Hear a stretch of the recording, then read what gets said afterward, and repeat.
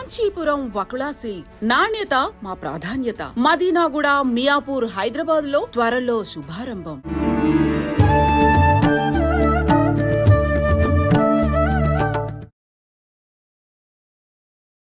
నమస్కారం, welcome to I dream. ధర్మ మార్గం విత్ విజిత కార్యక్రమానికి స్వాగతం. ప్రస్తుతం మనతో పాటు ఉన్నారు దివ్య విశ్వశక్తి పరివార్ ప్రచారకులు స్వామి ఓం స్వరూప్ గారు. ఇప్పుడు వారితో మాట్లాడి మరిన్ని మంచి విషయాలు అడిగి తెలుసుకుందాం. నమస్కారం అండి.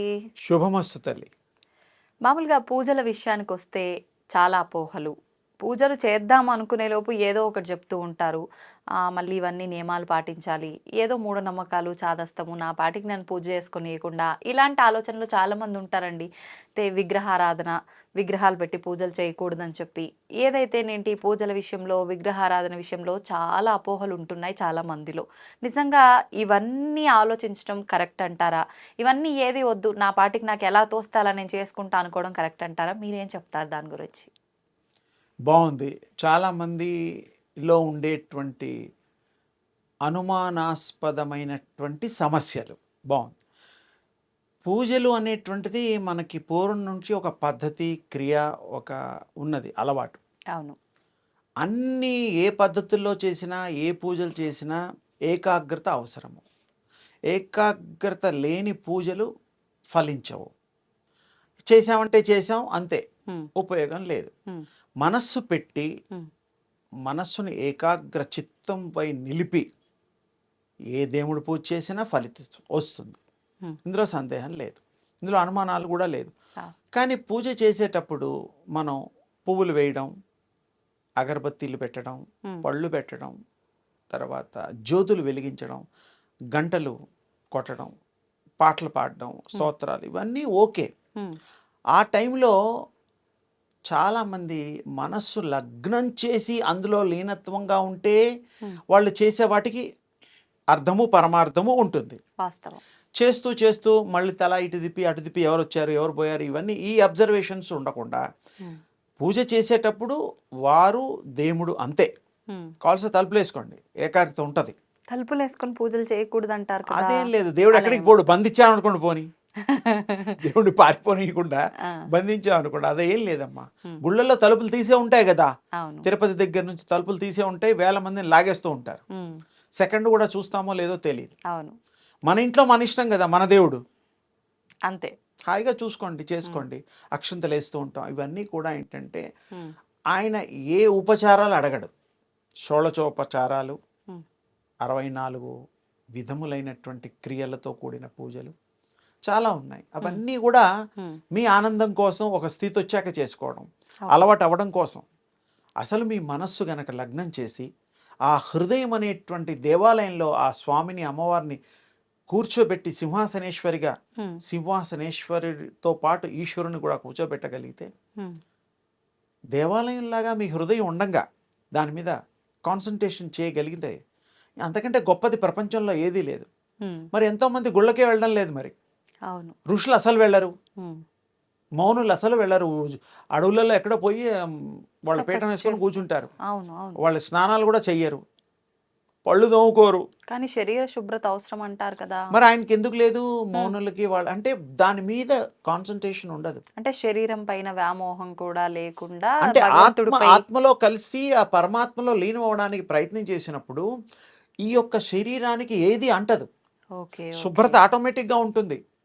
అలాంటి వాటికి కొంచెం దూరంగా వెళ్ళి చూడండి, గంధపు వాసన, మల్లెపూల వాసన ఆ మనిషి దగ్గర నుంచి వస్తుంది. ఎలా వస్తుందంటే అది పవిత్రతగా మారిపోతారు. ఆ దివ్య శక్తి ప్రయాణంలో ఆయన ఆపాదించుకొని పడతాడు. ఆయనకి ఏముండదు. ఇప్పుడు మనకి చాలామంది భూమిలో బ్రతికుండగా భూగృహం కట్టుకొని అందులో తపస్సు చేసుకుంటూ సమాధి అయిన వాళ్ళు ఉన్నారు మన భారతదేశంలో. సజీవంగా బ్రహ్మేంద్ర స్వామి గారు ఉన్నారు ఇప్పటికీ, రాఘవేంద్ర స్వామి గారు ఉన్నారు ఇప్పటికీ, ఎంతోమంది ఉన్నారు. లేరు అనడానికి లేదు, ప్రాణం ఉండగానే తీసుకెళ్ళి పెట్టారు. తిండి ఏమీ లేవు, స్నానాలు లేవు, ఏమీ లేవు, బట్టలు మార్చుకోవడాలు లేవు, ఏమీ లేవు. అంటే ఏమిటంటే ఆ స్థాయి కాదది. మనం మనుషులో తిరుగుతున్నాం కాబట్టి స్నానం చేయకపోతే జిడ్డుగా ఉంటుంది, కొంచెం నీట్నెస్ అవి మెయింటైన్ చేస్తాం. ఆఫీసుకి వెళ్తూ ఉంటాం, కాస్త స్ప్రే, పర్ఫ్యూమ్ ఏవో ఉంటాయి కదా బాధలు. అంతే. అంటే టు అవాయిడ్ ప్యూర్గా అందరికీ బాగా కనపడాలి, కొంచెం ఫ్రెష్గా ఉండాలనేటువంటి ఉద్దేశమే. అవును. భగవంతుడు కూడా మనం చందనం పూస్తాం, అన్నీ రాస్తాం ఆ పూజల్లో, బట్టలు కడతాం. అవును. దేవుడు బట్టలు అడిగాడా? ఆయన బట్టలు ఏమిటి? ఉమ్. ఆకాశమే ఆయన యొక్క గుడ్డలు. వస్త్రం. మనకి ఏమిటంటే ఈ సభ్య సమాజంలో ఉన్నందుకు గాను ఉమ్. ఏదో బట్టలు, రకరకాల వస్తువులు, మనం 10 మందిలో అలా అలవాటైపోయింది మనకి. ఉమ్. మన పూర్వీకులు ఇంకా వెనక్కి వెళ్తే గుడ్డల మీద వాటి మీద అంతగా ఏమీ లేదు, లేదు. ఆహారం మీద కూడా. అంటే ఆ రోజుల్లో వాళ్ళ యొక్క అలవాట్లు, ఉమ్. వారి యొక్క నిర్ణయాలు వేరుండేవి. దైవ ధ్యానం చేసేవాళ్ళు కూడా ఆ చక్కగా గోచో పంచో ఏదో కట్టుకోవడం, ఉమ్. అలా కూర్చుని అలా నిమగ్నం అయిపోయేవారు. లైవ్ ఎనర్జీలో వాళ్ళు పొందేవారు, ఉండేవారు. ఆ. తరాల తడబడి కూడా ఉమ్. 5,000 సంవత్సరాలు 3,000 సంవత్సరాలు కూడా తపస్సులో ఉన్నవాళ్ళు ఇప్పటికీ ఉన్నారు హిమాలయాల్లో. ఉమ్. శంబల గ్రామానికి అందులో కూడా ఇంకా మహిమాంతులు ఎంతోమంది ఉన్నారు. ఆ. వాళ్ళందరూ మామూలు వాళ్ళు వెళ్ళి చూడలేరు. ఉమ్. సింపుల్గా చెప్పేది ఏంటంటే ఆరాధన మన మనస్సుకు తగ్గట్టది, ప్రశాంతతకి పొందడానికి, ఉమ్. అనుకున్న కోరికలు అవ్వడానికి ఉమ్. మాత్రమే, ఇంకా వేరే అందుకు కాదు. ఉమ్. ఇందులో మనస్సు లగ్నం చేసిన తర్వాత ఏ దేవుణ్ణి కోరుకుంటే ఆ రూపాలే వస్తాయి, ఉమ్. ఆ గుణాలే వస్తాయి. అది ఇంకో విచిత్రం. సో ఫైనల్గా మీరు పొందడం ఖాయం, ఏకాగ్రత కుదరడం ఖాయం, ఉమ్. అనుకున్నవన్నీ అవ్వడం ఖాయం. ఇతరులకు కూడా ఈ భక్తిని వారికి అలవాటు చేయడం ఖాయం. ఉమ్. వాళ్ళ ఇంట్లో పిల్లలకు కూడా మనం పెంపకంలో అలవాటు చేస్తే వాళ్ళకి వస్తాయి. అవును.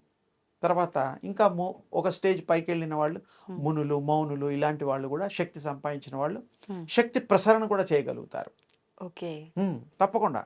అంటే ఇప్పుడు మీరు చెప్పినట్టుగా అది చూస్తే అంటే మీరు శక్తిని ఇతరులకు ఇవ్వడం అంటే శక్తి పాత్ అంటారు దాన్ని, ఉమ్. ఇతరులకు ఇవ్వచ్చు. ఇప్పుడు మామూలుగా ఏవి తెలీదు, పూజలు మామూలుగా నాకు నచ్చినట్టుగా చేసుకుంటున్నా అనుకుంటే అన్నీ మర్చిపోయి ఇది ఎక్కువగా ఫలితం ఉంటుందా? లేదు అనంటే ఒక గురు ద్వారా ఉపాసన లాగా తీసుకొని ఒక దేవుణ్ణి ప్రత్యేకించి ఎంచుకొని అలా కూడా దానికి చేయొచ్చు. సంబంధించిన ఉపాసన చేస్తే ఎక్కువ ఫలితం ఉంటుంది. గురుముఖత కూడా మంత్రదీక్ష తీసుకునే వాళ్ళు ఉన్నారు. ఎవరు లేకుండా కూడా మీరు తనకు తోచిన విధంగా పూజలు చేసుకునే వాళ్ళు ఉన్నారు. కాళహస్తి మహత్యంలో తిన్నడు ఆయన గారు, మరి అందరికీ తెలిసింది భక్త కన్నప్ప అంటాం, సినిమాలు కూడా చూసుంటారు. ఆయనకి ఏమీ తెలియదు పాపం, ఆటవికుడు. ఆయన ఇంకో ఏం చేశాడు, శివుడికి నైవేద్యాలు 2 కుందేలను కొట్టి ఒక కుందేలు ఆయన తిని ఒక కుందేలు దేవుడు పెట్టాడు, తినమంటే తిన్నట్ట. అంటే ఇక్కడ ఆ involvement, surrender to God. Rules regulations ఏమీ లేవు అక్కడ. అలానే ఉన్న వాళ్ళని పాటించే వాళ్ళని పాటించొద్దు అనడం లేదు నేను. పాటించండి, మీకు తోచిన విధంగా స్వామిని తల్లిని కోల్చుకోండి. అలా కూడా భక్తి తత్పరత పొందొచ్చు, దేవుడికి దగ్గరికి కావచ్చు. దేవుడికి కళ్ళు ఇచ్చినట్టుగా కూడా మనకి ఆ శివుడు ఏడుస్తూ ఉంటే, రక్తం కారుతూ ఉంటే ఈయన కళ్ళు కన్నప్ప తీసి పెట్టాడు. అది మనం విన్నాం, అది సత్యము, అది సందేహం లేదు. మళ్ళీ ఆయన కళ్ళు ఇచ్చాడు దేవుడు తర్వాత. అంటే ఏమిటి, శరణాగతి అయినప్పుడు, టోటల్ సరెండరెన్స్ అయినప్పుడు ఆ భగవంతుడు ఫుల్ టేక్ కేర్ చేస్తాడు, సందేహమే లేదు. ఏమీ తెలియకుండా భక్తి తిన్నడులాగా, భక్త కన్నప్పలాగా ఇంకా చాలామంది ఉన్నారు లిస్టు. వాళ్ళకు కూడా భగవంతుడు అనుగ్రహం ఉంది, అది కూడా చెయ్యొచ్చు. ఏమి తెలియని వాడు అదే చేస్తాడు. అంటే ఏమి ఆశించకుండా మనం పరిపూర్ణంగా సంపూర్ణంగా భగవంతుడిపైనే ధ్యానం, నువ్వే తప్ప నాకు దిక్కు లేదు స్వామి అనేటట్టుగా చేస్తే మనం ఏమి కోరుకోవాల్సిన అవసరం లేదు, ఆయన ఇస్తాడు, అన్ని ఆయనే చూసుకుంటాడు. తండ్రి కదా భగవంతుడు, ఎవరో కాదు మన తండ్రి. జన్మలు ఇచ్చి ఈ యొక్క శరీరాన్ని ఇచ్చే తల్లిదండ్రులు వీళ్ళైతే, జ్ఞానాన్ని ఆత్మ యొక్క సిద్ధత్వాన్ని ఇచ్చేది ఆ పరమేశ్వరుడు. పరమేశ్వరుడు అంటే, ఈశ్వరుడు అంటే రూపరహితుడే, రూపం లేదు. ఆ రూపం మనం శక్తి రూపం కల్పించాం ఆయనకి, అంతే.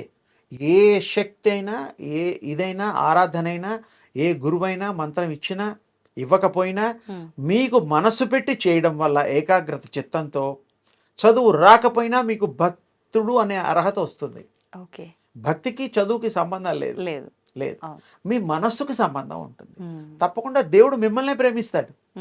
ఏమి తెలియని అమాయకుల్ని హత్తుకుంటాడు, హృదయంలోకి తీసుకుంటాడు, బొడ్డాన్ని ఎత్తుకుంటాడు. అంత గొప్ప దయామయుడు, కరుణామయుడు ఆయన. భగవంతుడి గురించి మనం ఎంత చెప్పుకున్నా తక్కువే. అందుకని ఆయనకి ఏ విధంగా పూజ చేసినా, నిష్ఠతో చేసినా, కరెక్ట్గా చేయాలి, చెయ్యాలి. మనసు పెట్టి చేయాలి. ఉమ్, మీరు ఏ పద్ధతి లేకుండా కూడా చేయొచ్చు. ఉమ్, పువ్వులు లేవా పర్వాలేదు, నీళ్లు లేవా, ఉదకం లేదు, ఏమీ లేదు, మనసు పెట్టు, నీ మనసే పుష్పంగా నాకు ఇవ్వవయ్యా అంటున్నాడు ఆయన. ఓ, దేవుడు ఏమీ కోరడు, ఉమ్, నువ్వే నీ సంతోషం కోసం అవి ఇవి అన్నీ పెట్టేసి. చేస్తూ, ఉమ్, పాపం దేవుడికి ఏ పెట్టినా కూడా ఆయన తీసుకున్నాడో తీసుకోడో కానీ ఆఘ్రాణిస్తాడు పాపం, ఆయన కూడా స్మెల్ చేస్తాడు. ఉమ్, ఆ దేవుడికి చూపిన ప్రసాదాలన్నీ మనమే తింటాం, అవును. మానవులు పంచుతాం దేవుడి పేరు చెప్పి, కానీ భగవంతుడు కూడా అందులోంచి ఎసెన్స్ తీసేసుకుంటాడు. ఆఘ్రాణించడము అంటారు దాన్ని. ఓ, ఆగ్రా. అందుకే దానికి ఆరగింపులు, ఆ గుళ్ళల్లో తలుపులేసి వాళ్ళు కూడా బయటకు వస్తారు మామూలుగా. వస్తే ఆ దేవుడు అందులో ఉండే ఎసెన్స్ తీసేసుకుంటాడు. ఓకే. ఆ దేవుడికి పెట్టిన ఆ ప్రసాదం టేస్ట్ ఉంటుంది, ఉమ్, అది కొంత ముఖ్యులకే ఇస్తారు, ఉమ్, అది కొంత ఈ ప్రసాదాల్లో కలిపి కూడా వితరణ చేస్తూ ఉంటారు.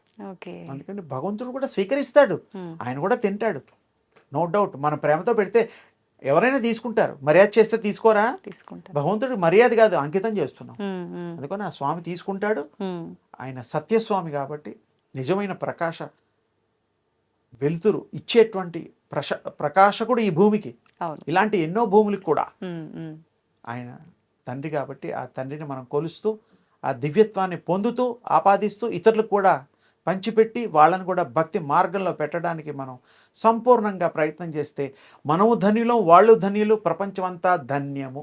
ఉమ్. అదే సంతోషం. నిజంగా అమ్మ. చాలా మంచి విషయాలు, చక్కటి వివరణ ఇచ్చారు. అద్భుతంగా అమ్మ, ఉన్నాయి మీ శుభం మాటలు. తల్లి. ధన్యవాదాలు.